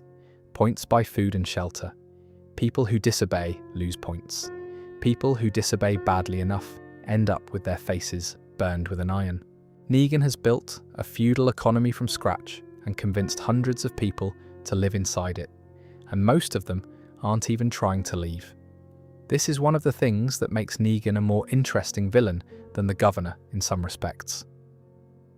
The governor ruled through fear and charisma in a small community. Negan has built a scalable ideology. He's not just threatening people, he's given them a system that feels stable, that has rules they can navigate, that provides safety in exchange for compliance. Many of the saviors genuinely believe in it. Eugene, terrifyingly, finds it genuinely comfortable once he's inside it. Rick's war against the saviors is also, therefore, a war against a functional social organization. He's not just killing bad men, he's dismantling something that people depend on without being entirely certain what will replace it. This is why the war arc gets complicated, because even among Rick's own group, there are questions about what they're building toward. Jesus wants to spare prisoners. Morgan wants to stop killing. Maggie wants Negan dead. Rick wants to win and then have a plan. And the plan keeps being the harder part. The kingdom scenes are underrated. Ezekiel of Ohia, Isilar, a former zookeeper who has constructed a kind of theatrical kingdom around himself, complete with a tiger named Shiva, is presented initially as almost comically eccentric. Rick's response to meeting him is something between bafflement and careful respect. He needs Ezekiel's community. He respects that Ezekiel has kept people alive and genuinely motivated. He's not quite sure what to make of the performance. What Ezekiel turns out to be is someone who understood very early that hope requires a narrative, and that the narrative doesn't have to be literally true to be functionally useful. He became a king because his people needed something to believe in. Rick has never quite been able to do this. He can't perform an identity he doesn't believe in, which is both a strength and a limitation. Ezekiel is more flexible. He wears the role consciously. Rick wears himself whether he wants to or not. There are also, during this season, genuinely moving moments between Rick and Michonne that the show doesn't rush. They've been together since the end of Season 4 in an unofficial capacity, and since early Season 5 officially, and their relationship is unusual in the show's context because it's two people who are roughly equals. Not equals in all abilities. Rick is a better fighter in certain modes, Michonne is considerably better in others, but equals in the sense that neither of them is protecting the other. They're standing side by side rather than one behind the other. This dynamic becomes central in The Ones Who Live, which is why it matters that the show established it clearly before Rick left. The rest of Season 7 is Rick rebuilding from this, going to the Heapsters to negotiate, going to Oceanside, finding weapons, asking other communities for help. It's a humbler Rick than the one who walked into Alexandria and quietly planned a takeover. He knows what he doesn't have. He's not performing confidence. What the Negan arc understood, at least in these early episodes, is that the most devastating thing you can do to someone like Rick isn't to hurt them physically. It's to make them feel like the people around them aren't safe because of them. It's to make the protection they've built their identity around feel like a lie. Rick absorbed that, and then slowly he started building again. Carl Grimes was shot twice in the eye, in Season 2 by accident, lost the eye, recovered, spent approximately 10 minutes being upset about it, and then went on to become one of the most quietly remarkable characters in the series.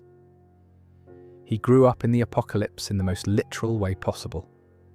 Season 1, Carl is a frightened child. Season 8, Carl is someone who leads people through danger, makes moral arguments that stop adults in their tracks, and has a sniper's calm that the show doesn't entirely glamorize. Carl's development across the seasons is the show's most sustained piece of work, on what growing up in the apocalypse actually does to a person. He starts as a child who needs to be protected. By season 3, he's killing walkers efficiently and making moral arguments that surprise adults. By season 5, he's someone Rick genuinely defers to in certain moments. By season 8, he's the character most clearly articulating what the world should be working toward. There's a sequence in season 4, Too Far Gone, the mid-season finale, where the governor has the prison group at gunpoint and delivers his ultimatum. Rick makes a speech about how the prison can hold both communities, how the two groups can live together, how it doesn't have to be this. Carl stands behind him, and there's a shot of Carl's face while Rick is speaking that is genuinely interesting. Carl is listening, and you can see him taking in both what Rick is saying and whether Rick believes it. Carl's entire childhood has been a masterclass in reading which of the adults around him are being honest. Rick believed the speech, he meant every word of it. The governor didn't, and the prison fell. What Carl carries from that, and from Herschel's death, and from the dispersal, and from everything else, is this particular kind of clear-eyed grief that becomes the engine of his moral philosophy. He doesn't stop caring. He decides that caring is the whole point, that the world his father is fighting to survive in is only worth surviving if it becomes something worth passing down. His death, in Season 8, Episode 9, comes from a walker bite, not from a saviour's bullet or any act of violence. He'd been helping a stranger, a man named Siddiq, and he got bitten. He hid it from everyone for a while, dealt with what was coming, and wrote letters. To Rick, to Michonne, to Maggie, to Negan. Negan's letter said, essentially, "I hope you can be more." Carl believed there was a version of the future where Negan could be part of something better. He'd been corresponding with Negan over the Wall of Alexandria during the war. This child, teenager really, but still, had decided that the most useful thing he could do with his limited time was try to open a line of communication that might, eventually, lead to peace. Rick reads Negan's letter from Carl, and then tells Negan over a radio that the war can't end, that what Carl wanted is impossible. He's not wrong exactly, he's just not quite right either. The final battle. Season 8 finale. Rick has the saviors in the field. Negan is there. There's glass in the grass for Caffrey for Ricky from this particular tree that's been growing in this location for years. Broken glass from something long ago. Rick notices the glass. Rick notices everything. Rick asks for 60 seconds to make the case for the world Carl wanted. A world where they rebuild, where communities trade, where the saviors aren't slaves and neither is anyone else. He makes the case. He cites Carl. He says, "My mercy prevails over my wrath," and then cuts Negan's throat. Immediately tells Siddiq to save him, keep him alive. Michonne's expression. Maggie screaming that he should be dead. The others confused, some angry, some, Daryl notably, just watching Rick's face and working out what he's decided. No one knew this was the plan. Rick made the call alone. He decided that killing Negan would mean the war never ends, that some other Negan would emerge from the saviors or from their own side, that the only way forward was an alive Negan who could be shown as a defeated Negan. He decided this unilaterally. Didn't tell Michonne, didn't tell anyone. Was it mercy? Was it strategy? Was it Carl's influence finally landing in a meaningful way? Was it Rick simply being unable to kill a kneeling man who he'd already promised to kill and broken that promise before? There's something the show gets right here about the specific kind of mercy Rick is performing, which is that it's not weakness and it's not sentimentality. Rick has looked at Negan, has really looked at him, has watched him grieve Carl's death with what appears to be genuine sadness, has seen that Negan is capable of something, and made a calculation, not an emotional one, a strategic one, wrapped in emotional language. "My mercy prevails over my wrath" is a line from one of Carl's letters. Carl was quoting it from something, using language of faith and grace that he'd encountered somewhere. Rick uses it in the moment of sparing Negan because he wants the people watching, The saviors, his own people, to understand that this is a decision, not a hesitation, that the mercy is deliberate. Whether it was actually deliberate is what remains genuinely unclear. Rick says later that he always planned to spare Negan. Michonne, who knew him better than anyone at that point, didn't know. That gap between what Rick claimed to have planned and what anyone around him knew about his plans is the Rick Grimes problem in a sentence. Rick keeping Negan alive also creates a strange situation in Alexandria over the following episodes and seasons. Negan in a cell, Maggie visiting with a crowbar, Michonne blocking her at the last moment.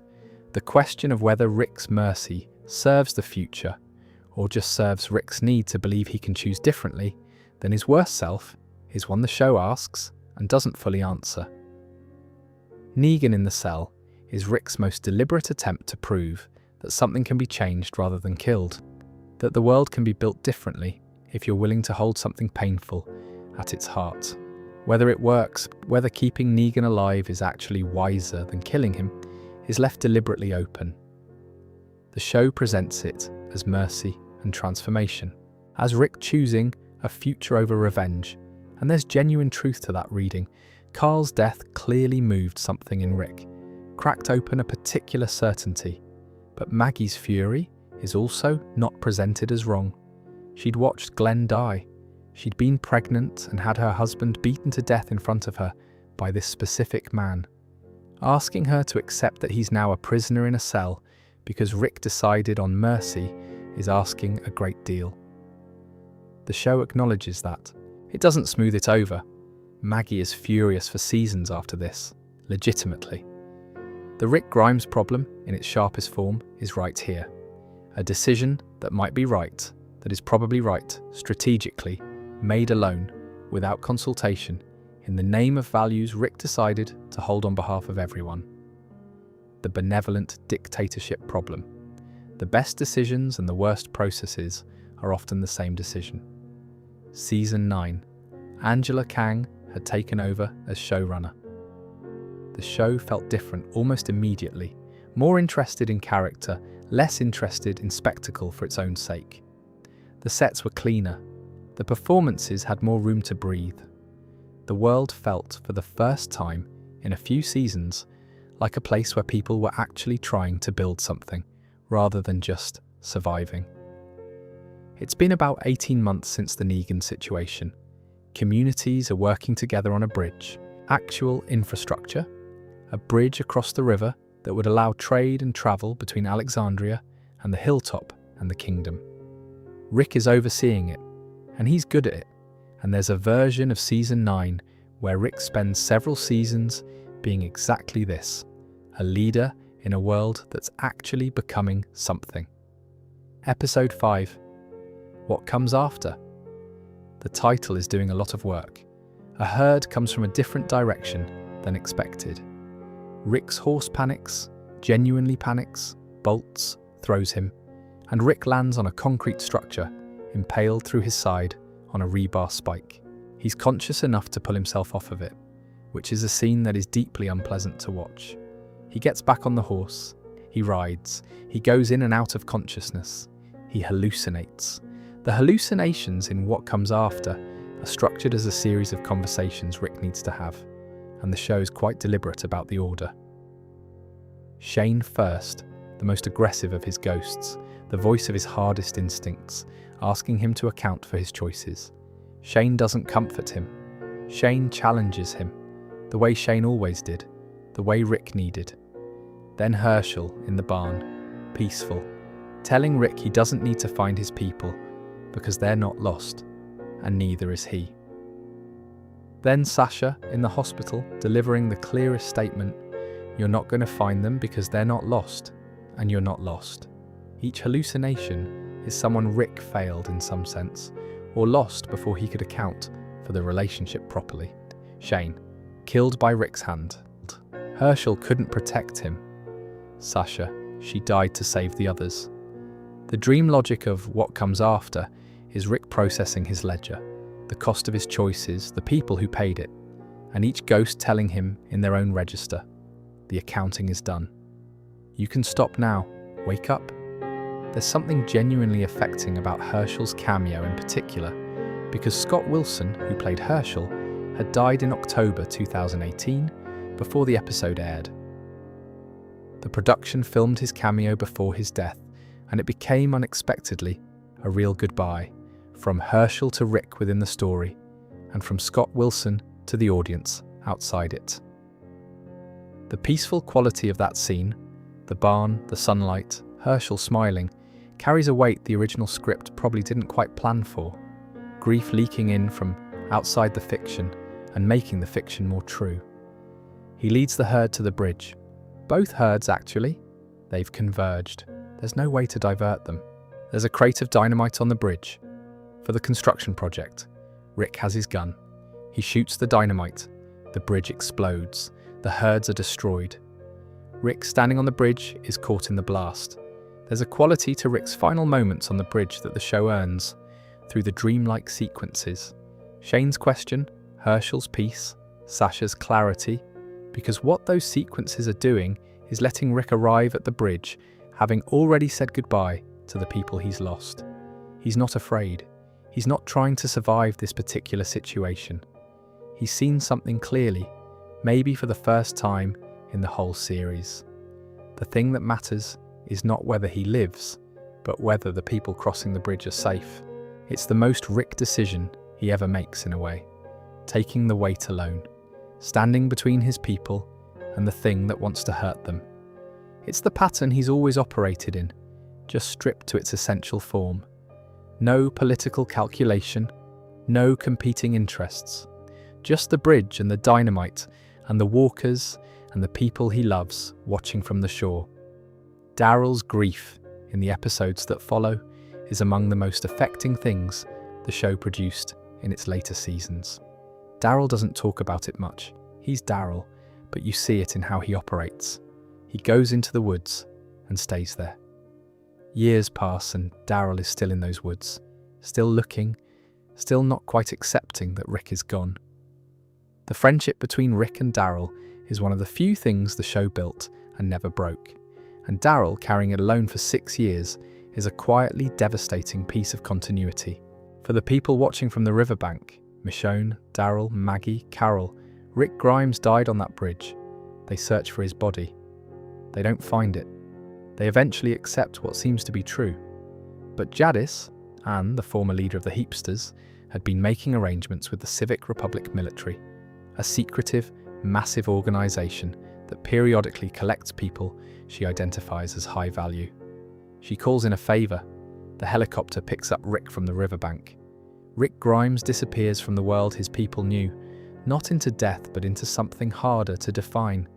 A military organisation, a city of somewhere around 100,000 people, a new set of chains. 6 years pass, time jump. Judith is 8 or 9. RJ, Rick's son, who was born after Rick disappeared, who Rick has never met, exists. Michonne is trying to hold Alexandria together and failing to stop searching. Michonne's search is one of the most quietly sustained pieces of character work in the later seasons. She builds a life. She raises Judith and RJ. She runs Alexandria. She makes decisions and holds things together and is, by any external measure, functioning. And she never stops. She collects intelligence. She follows leads. She holds on to the possibility that Rick didn't die on that bridge, with a kind of dogged refusal that the people around her mostly stop sharing after a while, because the world requires them to. The show eventually gives Michonne her own departure. She finds evidence of Rick, a piece of his boots on a boat, CRM markings she doesn't recognise. She leaves her children in Judith's keeping and goes looking. This was done partly to facilitate Danai Gurira's exit from the show, and it shows a bit. The circumstances feel slightly contrived. But the emotional logic of it is sound. Michonne was always going to go. She was going to go the moment she had anything real to follow. The conversation Judith and Michonne have before she leaves, Judith giving Michonne permission to go, telling her she'll be fine, she'll take care of RJ, is the most emotionally complete scene of that era. Judith is 9 or 10 years old, and she's releasing her mother from a responsibility that Michonne is struggling with. And you understand, watching it, that Judith has been shaped by both her parents, even though she barely knew one of them. She has Rick's instinct toward letting the people she loves go toward the things they need to do. It skipped a generation and landed in her. No notes. The strange quality of Rick's exit is that it's both a real death and not a death at all, depending on who you are. For Michonne it's real. For Daryl it's real. For Carl, who was already gone, it doesn't matter. For us, watching, we were told almost immediately that Andrew Lincoln's movies were in development. The character was gone from the show, but the character wasn't gone. The time jump in season 9 does something interesting to the show's relationship with Rick's departure. 6 years have passed. The world has genuinely changed. Communities are communicating less. People who were children are now teenagers.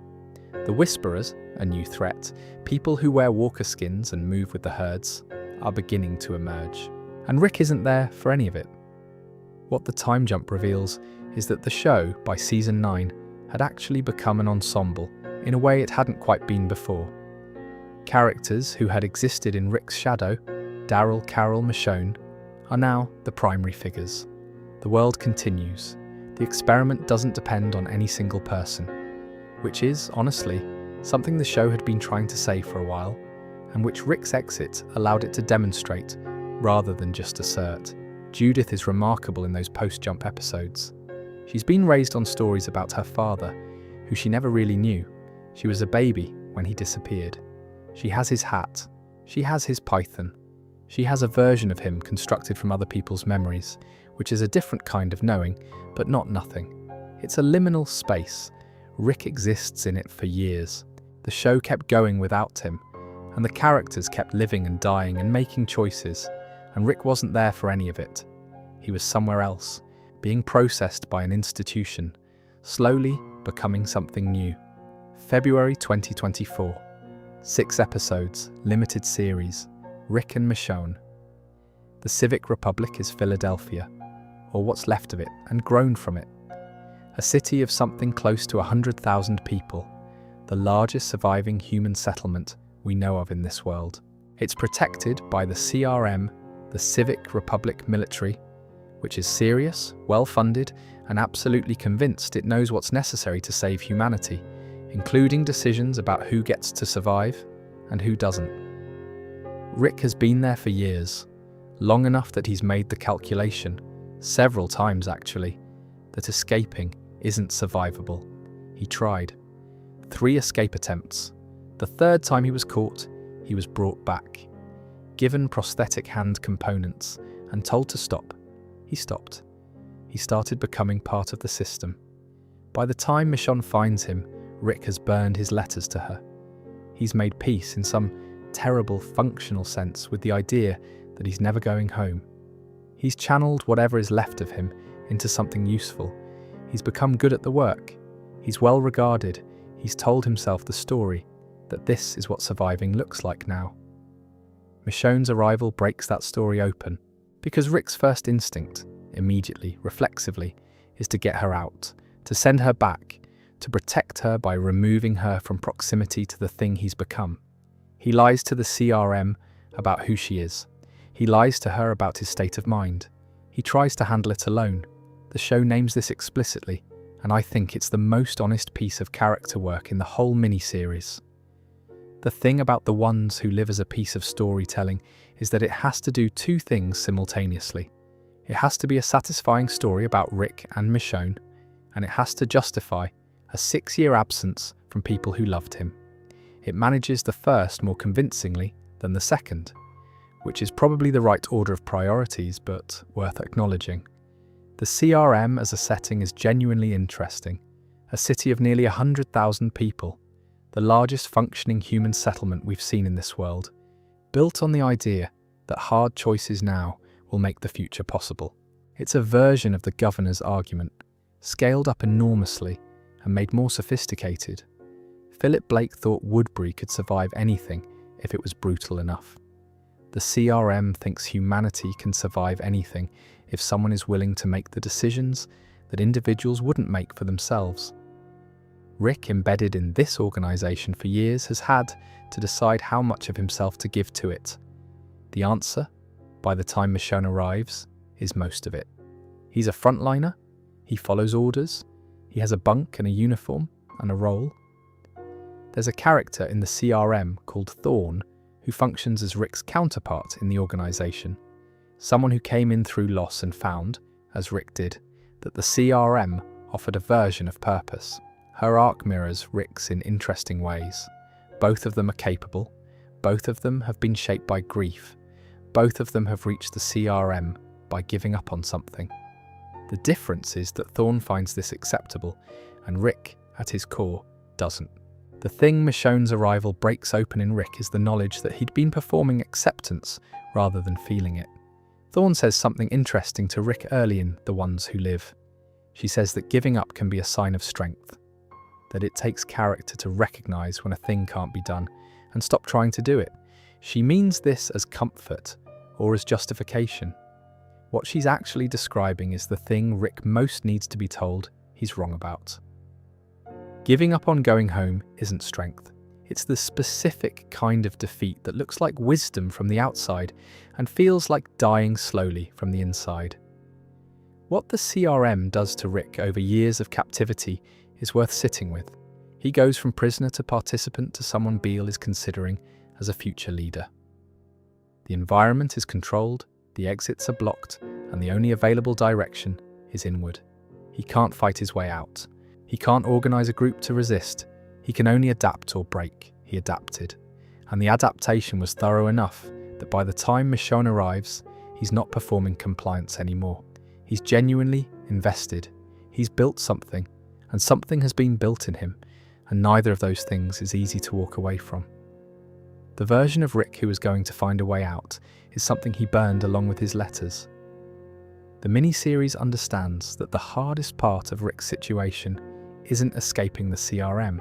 The hardest part is reconstituting the person who would want to escape after years of the CRM making him into someone else. Michonne tells Rick, argues with him really, over the course of several episodes, that his way of loving people is to put himself between them and danger, and that the problem with this is that it requires him to be alone at the point of maximum danger, always because he keeps removing the people he loves from the situation in order to protect them.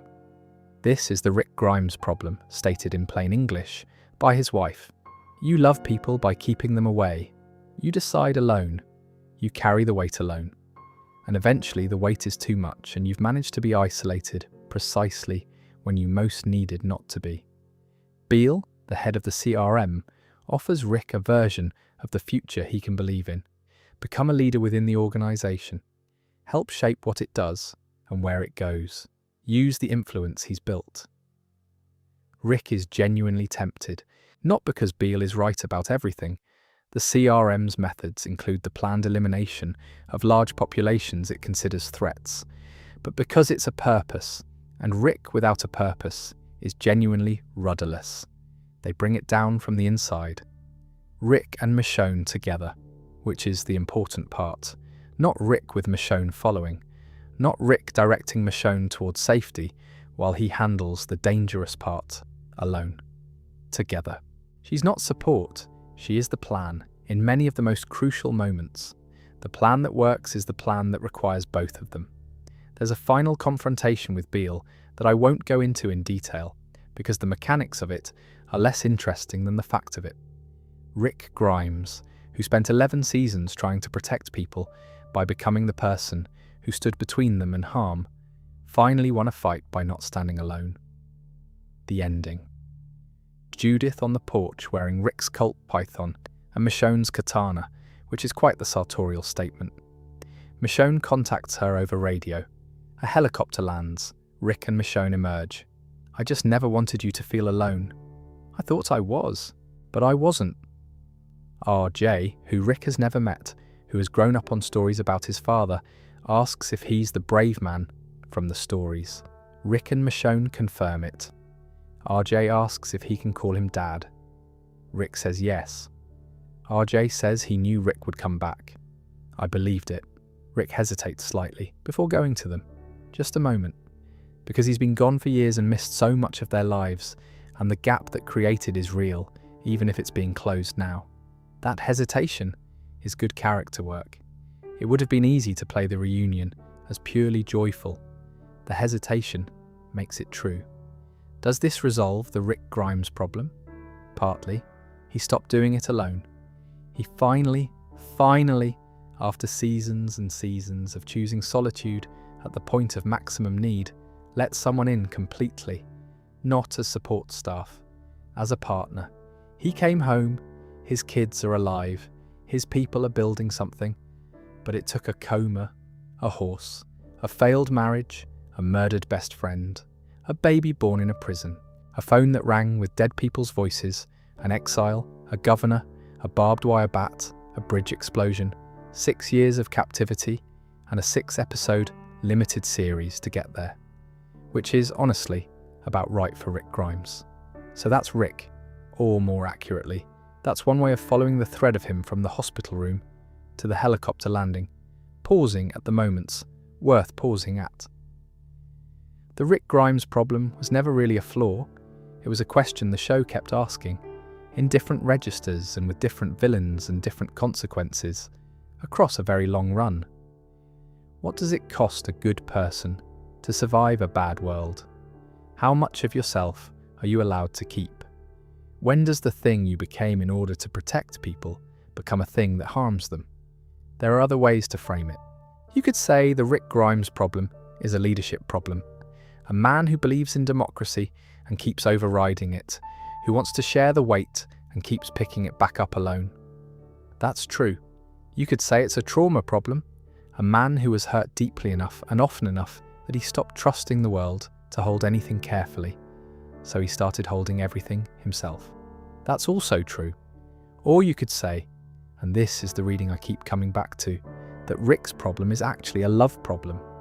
That the whole shape of his arc, from the coma to the helicopter to the field in Georgia, where his family finally runs to meet him, is the story of a person who loves people so completely that the love becomes a form of control. He keeps people safe by keeping them at a distance from danger, which also means keeping them at a distance from him, from the full weight of what he carries, from the decisions that shape their lives. He loves Michonne enough to push her away rather than risk her in the CRM. He loves Carl enough to spare Negan against everyone's wishes. He loves the group enough to lead them into things they didn't vote for. That kind of love is real. It's also isolating, for the lover and the loved. The ones who live is, at its heart, about what happens when Rick runs out of road on that particular pattern. He can't push Michonne away again. She won't go, and he has to learn, slowly, not easily, that lover's partnership is different from lover's protection, and that one of them has been making him lonelier than any apocalypse should. Rick never fully answered it. Neither did the show. And I think that's correct, actually. Not every question about a character should have a clean resolution. Some characters are more honest as ongoing investigations than as completed arguments. He was a sheriff who lost his sheriff's world and had to figure out what was left when the badge and the rules and the infrastructure all went away. What was left was someone capable of enormous love and enormous violence, sometimes in the same gesture.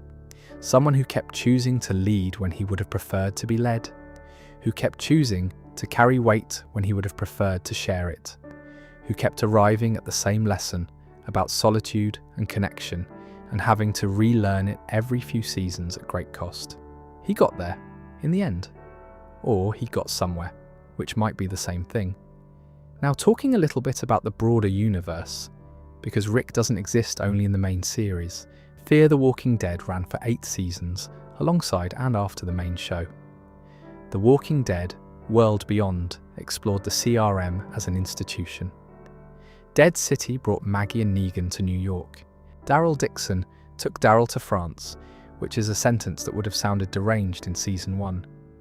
The universe expanded and kept expanding, and Rick's absence from most of it only made the question of what was happening to him more present. The franchise's approach to Rick's disappearance, acknowledging it rather than simply writing around it. Having characters reference him, having Daryl's whole identity be partly shaped by the absence, is one of the better things about how the post-Rick years were handled. The world didn't pretend he'd never been there. It remembered him the way people remember people they loved and lost, incompletely, tenderly, and with ongoing questions they can't answer. If you want to find the clearest statement of what the show ultimately believed about Rick, I think it's in the very last image. Not in a speech, not in a confrontation, but in the group hug on the grass with Judith and RJ and Michonne, and Rick touching RJ's hat. The hat that had been Rick's, that he'd given to Carl, and that eventually found its way to RJ, who'd never met his father. 3 generations of the same hat.